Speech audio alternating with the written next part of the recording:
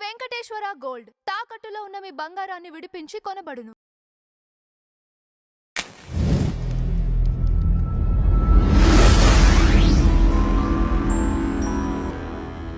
గౌరవ ముఖ్యమంత్రి గారు నాతో మాట్లాడుతూ ఒక మాట అన్నారు. నైతికత అన్నది కుటుంబంలో ప్రారంభం కావాలి. తల్లి మాట వినడం, తండ్రి మాట వినడం, అన్నదమ్ముల్ని ప్రేమించడం ప్రారంభమైతే సమాజాన్నంతటినీ ప్రేమించడం తనంత తానుగా అలవాటవుతుంది. ఇవాళ కుటుంబాలలో విలువలు తగ్గిపోతున్నాయి. కుటుంబ సభ్యుల మధ్య ప్రేమ, అవగాహన తగ్గిపోతున్నాయి.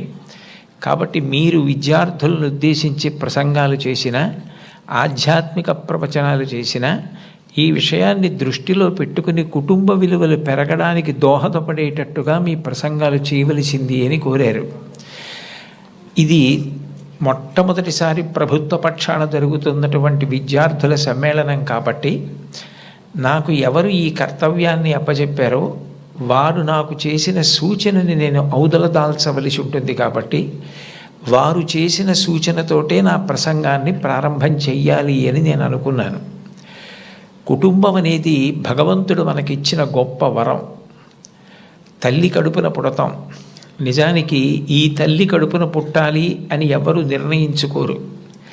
అమ్మ కడుపులో కటిక చీకట్లో తల కిందకి కాళ్ళు పైకి పెట్టి 9 నెలలు పెరిగిన తరువాత తాను విసర్జించిన మలమూత్రములలో ఉంచి పుట్టినటువంటి క్రిమికీటకములే కోమలమైన తన శరీరాన్ని కొరుకుతుంటే బాధపడలేక చిట్ట చివరికి ప్రసవమై తల్లి కడుపులోంచి బయటికి వచ్చినటువంటి శిశువు ఒక్కసారి 6 అడుగుల ఎత్తు ఉన్నటువంటి పెద్ద పెద్ద ఆకారాలు, దీపాలు, కాంతి, దానికి తోడు మాటలు ఇవన్నీ వినపడి శరీరావయవములు పనిచేయడం ఆగిపోయి మూత్రపిండాలు, గుండె మొదలైనటువంటివి కూడా ఆగిపోయే పరిస్థితి ఏర్పడితే అప్పుడు అమ్మ తొలి దైవమై ఆమె యొక్క స్తనము నుండి కోలోస్ట్రం అనబడేటటువంటి పసుపు పచ్చటి ఎరుపు రంగులో ఉన్న ముద్ద, ఒక ద్రవం విడుదలవుతుంది.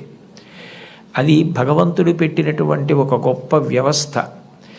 ఏమీ తెలియనటువంటి పసిపిల్లవాడు అంత భయానక స్థితిలో అటువంటి ఆకారాలు, వెలుతురు చూసి భీతిల్లిపోతే లోపల ఉన్నటువంటి మలం గడ్డ కట్టేసి నల్లగా అయిపోయి, బ్లాక్ స్టూల్ అంటారట దాన్ని, నల్లగా అయిపోయి ఆ మలాన్ని విసర్జించడం చేతకాక హృదయ స్పందన కూడా ఆగిపోయే స్థితి ఏర్పడితే అప్పుడు పిల్లవాడికి గొప్ప స్వాంతన కలిగి కే మొదలైనటువంటి విటమిన్లతో కూడుకుని మళ్ళీ లోపల ఉన్న ప్రధానమైన అవయవాలన్నీ పనిచేసి గడ్డ కట్టినటువంటి మలం బయటికి వెళ్ళిపోయేటట్టుగా చేయగలిగిన శక్తి కలిగిన కోలోస్ట్రం అమ్మ యొక్క స్తనం నుంచి విడుదలవుతోంది.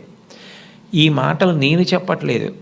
చాలా ప్రఖ్యాతమైనటువంటి ఒక గైనకాలజిస్ట్, ఒక డాక్టర్ గారు, రామాంజనేయులు గారని, వారు ఒక పుస్తకం రాశారు.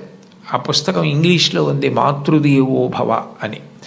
ఆ పుస్తకంలో ఆయన వైద్యశాస్త్రాన్ని స్త్రీకి అన్వయం చేసి అసలు స్త్రీ అన్న ప్రాణి లేకపోతే ఈ సృష్టి లేదు, ఒకవేళ సృష్టి జరిగినా నిలబడే అవకాశం లేదు.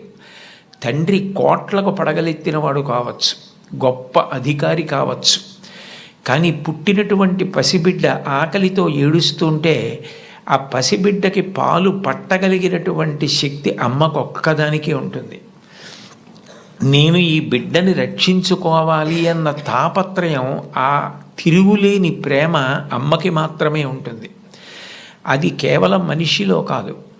మీరు ఏ ప్రాణిని తీసుకోండి, కోడి గ్రద్దని చూస్తే హడిలిపోతుంది.